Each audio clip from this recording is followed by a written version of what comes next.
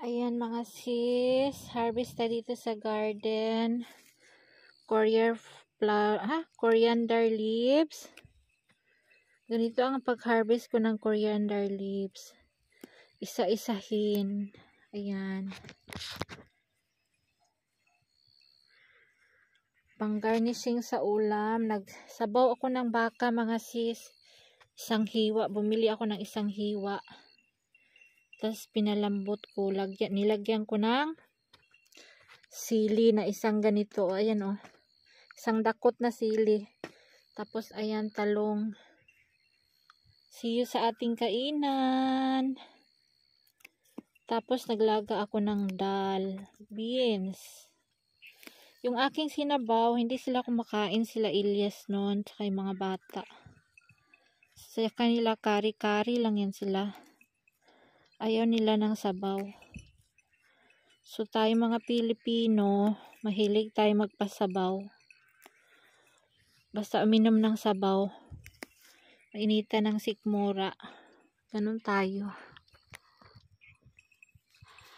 Marami na akong coriander oh. Kasi hati kami ng aking sister-in-law.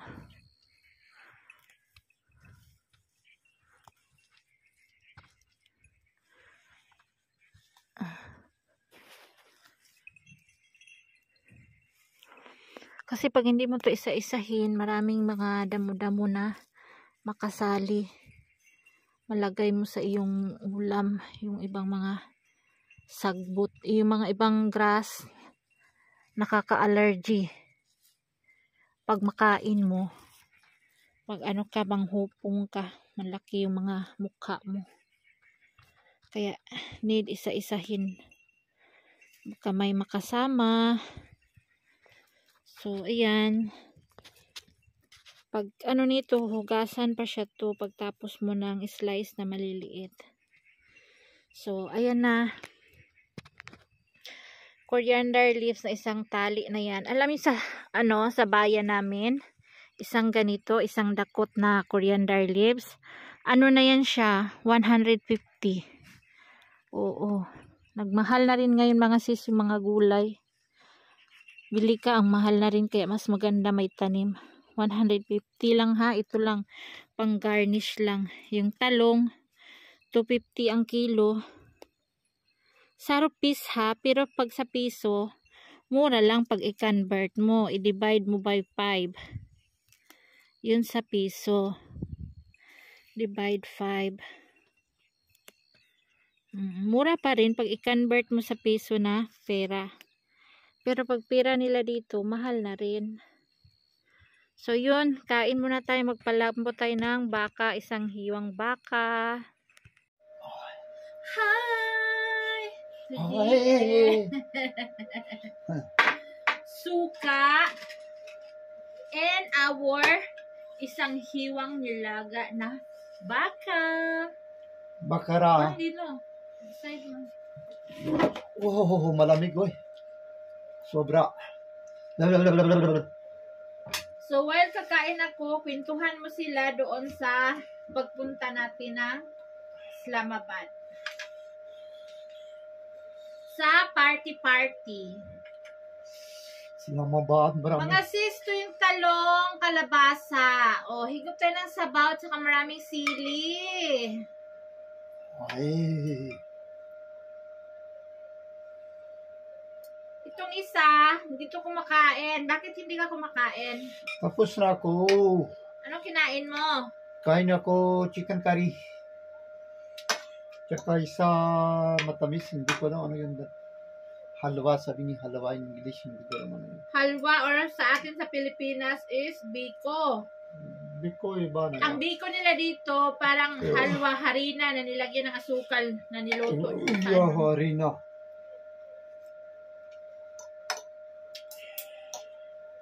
Habang kumakain ako mga sisi, si Ilyas magkwento sa inyo. Kwentuhan mo na sila yung pagpunta natin sa sa Islamabad. Islamabad, kaya marami tao doon. Maganda dancing. Kahit all person, some is 2-3 person is old, but the other one is young, medium.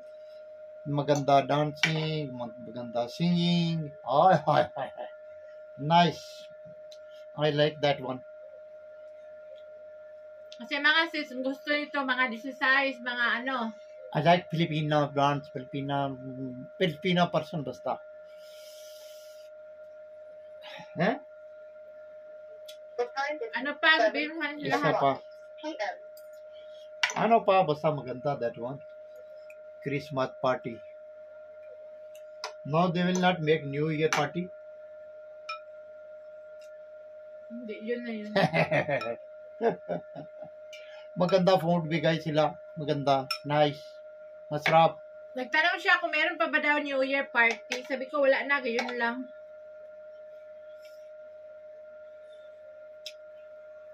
Kasi tuwa siya pag marami sa mga Pilipina nakikita. Ah. Marami. Maganda dancing. Nice. Some is very sexy there. Some is hindi.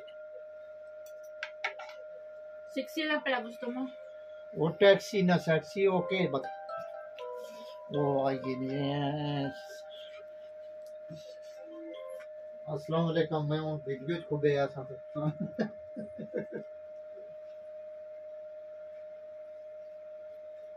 Kain tayo mga sis. Talagang binili ko to para mag-video ako.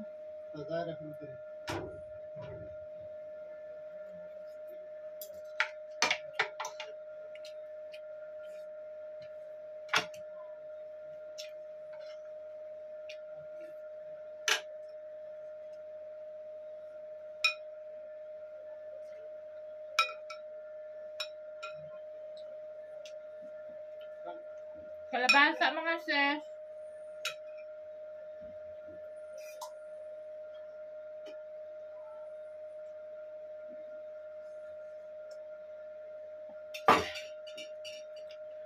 Tubig.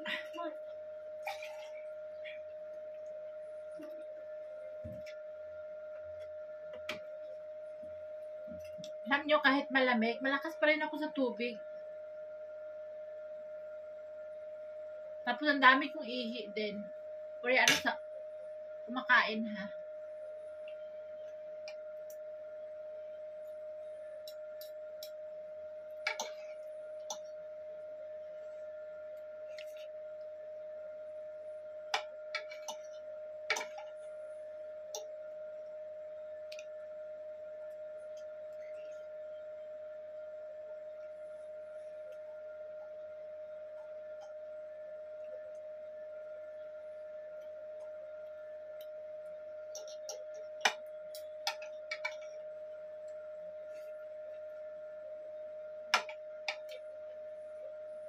Alam niyo yung pinakamasaya doon sa ano party? Walang iba kundi yung aso at pusa ko. Pag uwi namin talagang sinalubong kami.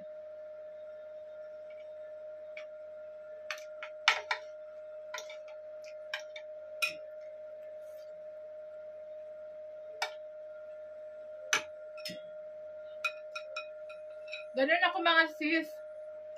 Pag punta ako ng handaan, may dala talaga akong plastic o kapag wala, manghingi ako. Kasi iniisip ko na yung pag-uwi ko, para kung may anak ba na ano kaya papakain ko sa kanila, ganyan.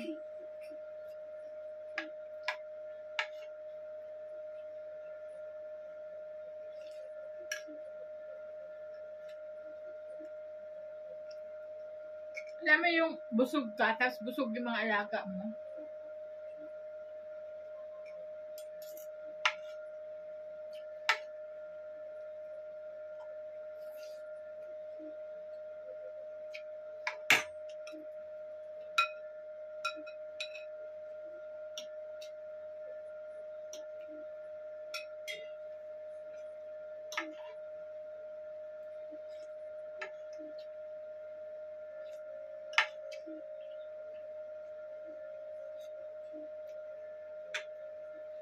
Sarap ng sabaw yung sumasabit dito yung anghang.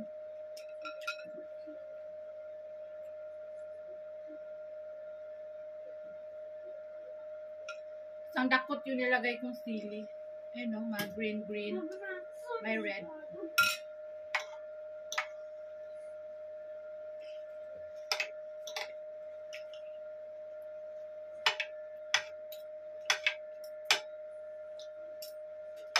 Nag-brown rice ako mga sis.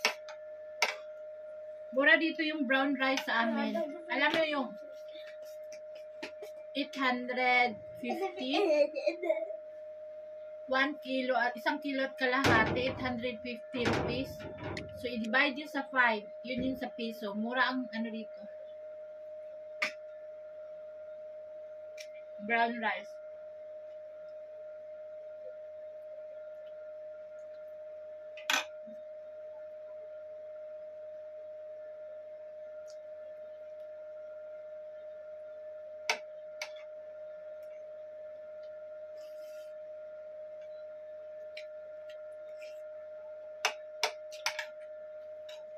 Pag ito yung ulam ko, ayaw nilang kumain. Gusto nila kari-kari lang.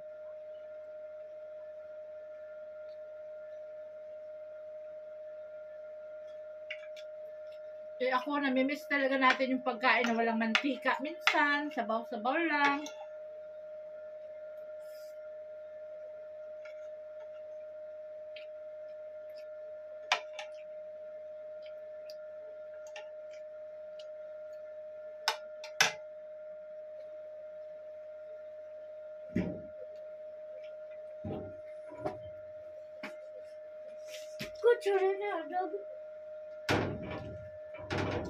Lumaban ka na, video ako.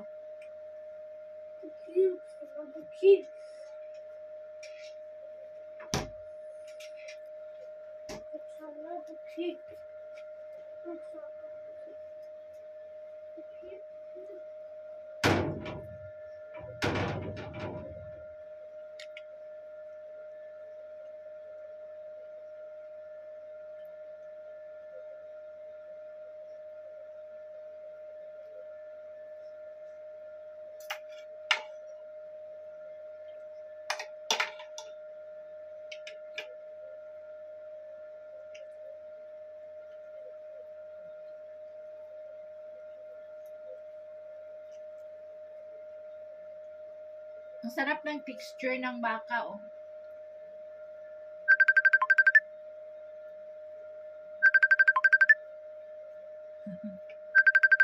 May tumawag. Nag-video pa ako, madam. Mamaya tawagan kita.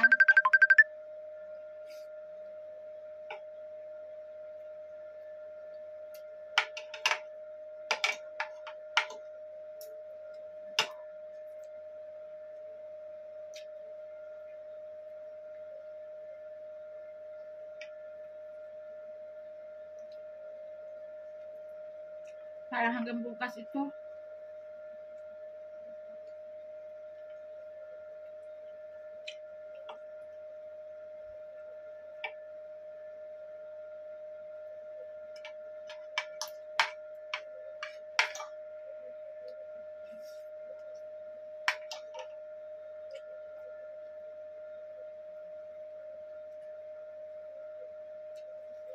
Alam niyo kung alin yung maganda sa winter? Kasi yung mga pagkain hindi napapanis.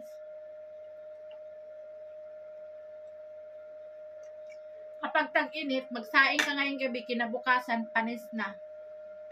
Ang kanin.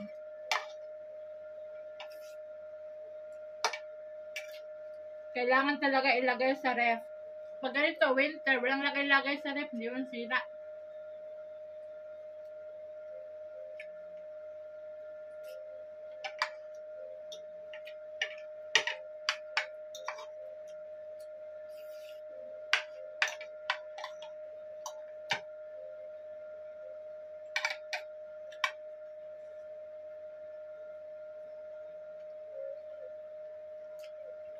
Alam mo si Elias, pag may Pilipina mag-invite, alerto yun si Elias.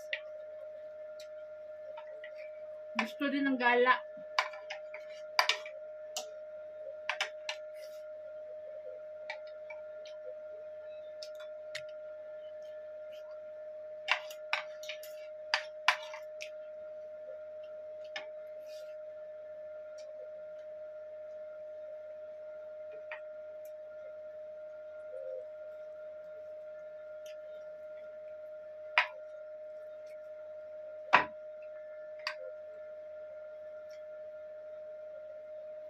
Ang karne, hindi masarap pag walang buto. Yung wala kang kit-kit-kit-kitin. Ganun ako. Masarap ko pa sa buto.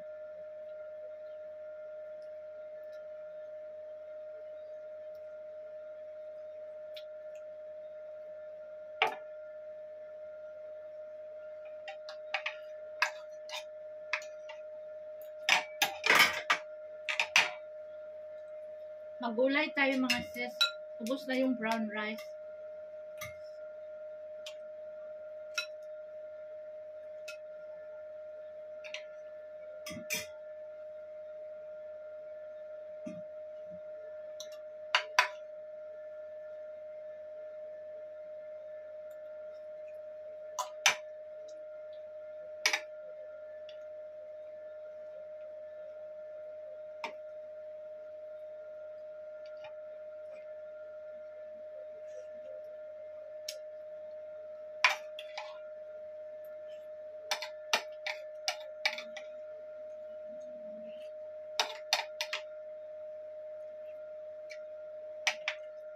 Na-miss ko na talaga yung may saging ka lang ba, tanghali kain ka ng saging na hilaw, sa gabi kain ka ng kamuti, kahit mga 2-3 kamuti, okay na. Dito wala man saging sa kamuti, eh.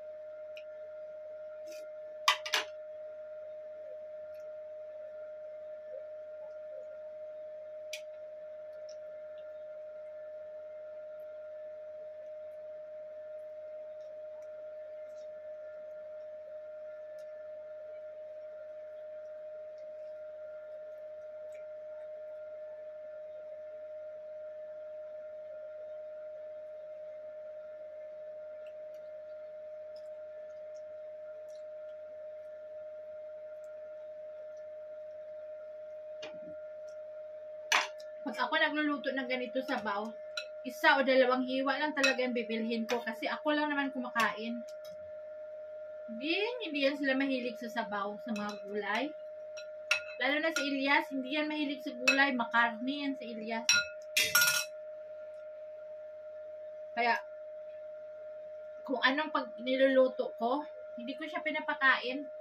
Kasi sasabihin niya kaagad, dahil sa niluto mo, masama yung pakiramdam ko kagabi, ganito, ganyan. Sabi ko, wag ka lang kumain ha kapag ako magluto, kaya dami mong reklamo.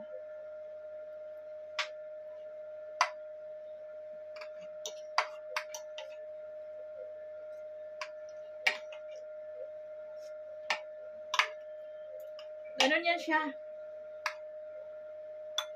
Ang daming reklamo.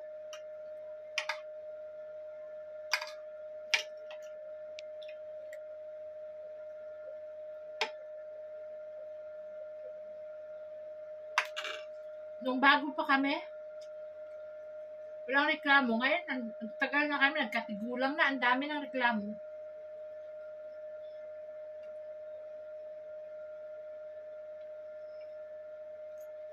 Ganun talaga siguro pag umiidad na.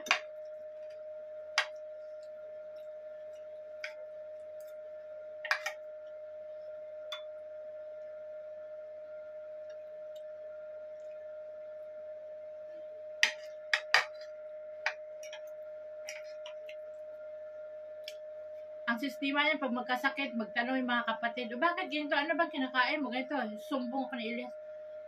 Nagluto si Roxana ng ganito gabi, ganito gabi. Ako pa yung i-blame.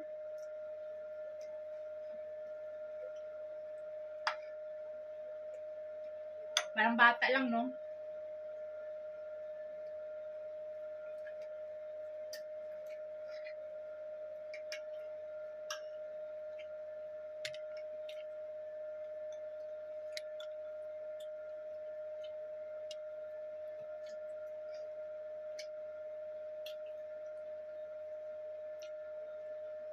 Pero yung luto nila puro mantikain, hindi magrereklamo.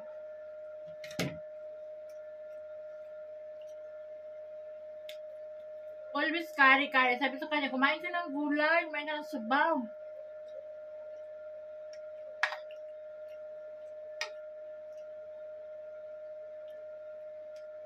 Ayaw niya.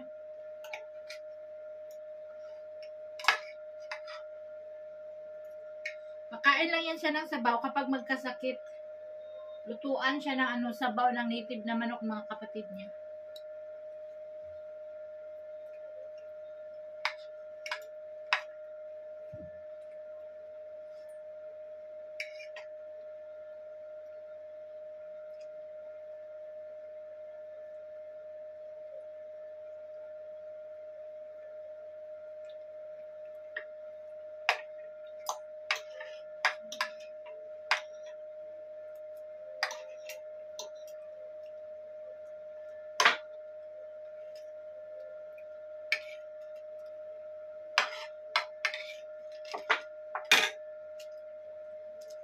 Pakistani pa lang ako mga sis. Matagal na ako pinalitan yan. Lagi ako inaawitan. Mag-asawa daw siya ng bata. Sabi ko, ikaw, mag-asawa ka. Basta, i-divorce mo muna ako before ka mag-asawa.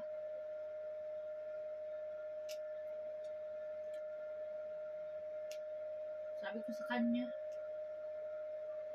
ang tagal mo naman mag-asawa. Lagi ka lang may sinasabi. Hindi mo naman ginagawa.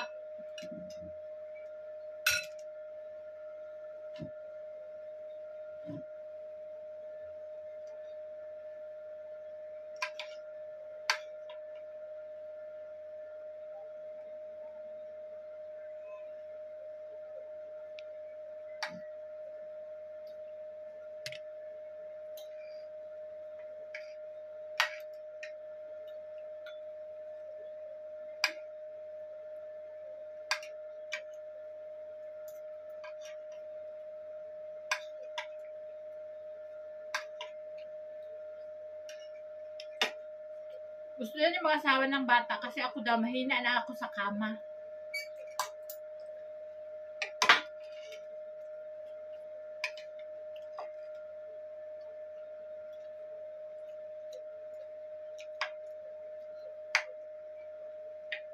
Diba tayo mga Pilipino, ganun sa pag-edad natin ng 40 pataas, nag-change na yung ating mga hormones. Hindi na kasing lakas dati, di ba?